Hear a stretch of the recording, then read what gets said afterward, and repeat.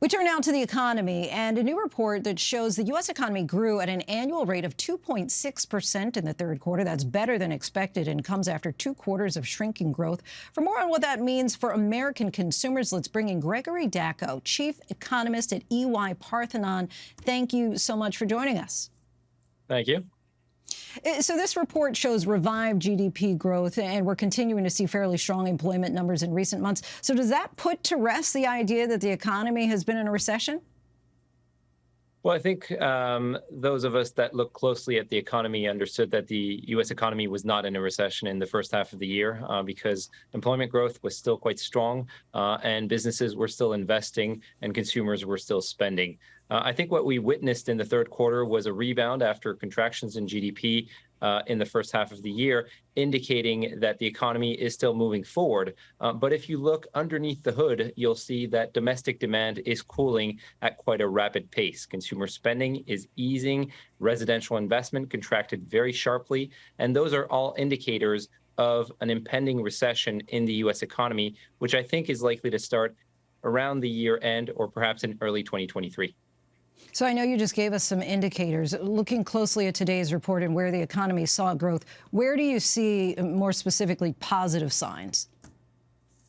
Well, I think we're seeing some encouraging signs in the fact that we're not seeing a massive retrenchment in private sector activity. What we are seeing is increased caution on the part of businesses and on the part of consumers in an environment where inflation continues to restrain private sector activity and where increasingly interest rates are a burden on spending. Meanwhile, the Federal Reserve is expected to raise interest rates next week by another 0.75%. How will that impact growth?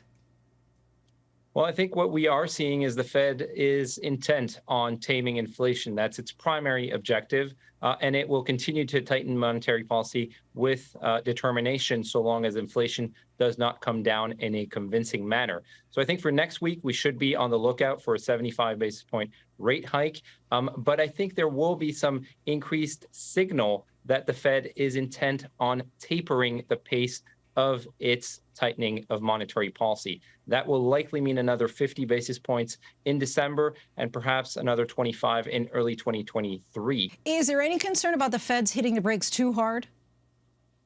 That is the key concern right now. The Fed has rarely managed a soft landing of the economy. So there are big questions as to whether it will manage that soft landing where inflation slows, but economic activity does not put us into a recession. I think the odds of the U.S. economy avoiding a recession are now quite low. And we're already seeing the impact of the Fed's actions on the housing market, where today the 30-year fixed-rate mortgage hit more than 7% for the first time in 20 years. And I want to put a graphic up on what that means for those who are looking to buy a house. At the current rate, the monthly payment on a $300,000 mortgage is $2,012. But at the start of the year, before the Fed's interest rate hikes, the monthly payment would have been $1,301. So we're talking about a $700 monthly difference. Just talk about the impact that that has on the economy and consumer behavior as the Fed moves to keep raising rates.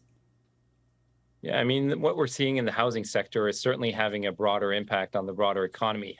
Housing activity generally is an indicator that portends to slower or faster consumer spending activity around housing. And what we're seeing right now is a pretty significant correction. Now, fortunately for the U.S. economy and for many households across the country, they were able to lock in lower rates a year ago. So that is going to help buffer the negative impact that we're seeing in terms of this fallback in home sales. And just to make sure I have this right, so in a nutshell, we're saying basically expect a recession. We haven't been in one, but we'll get to one in 2023, and interest rates are just going to continue to go up.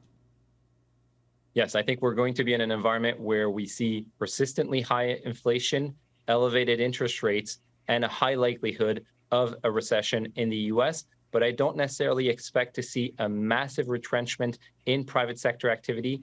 Greg Daco, chief economist at EY-Parthenon, we thank you so much for your time and insight. Thank you. Hi, everyone. George Stephanopoulos here. Thanks for checking out the ABC News YouTube channel. If you'd like to get more videos, show highlights, and watch live event coverage, click on the right over here to subscribe to our channel. And don't forget to download the ABC News app for breaking news alerts. Thanks for watching.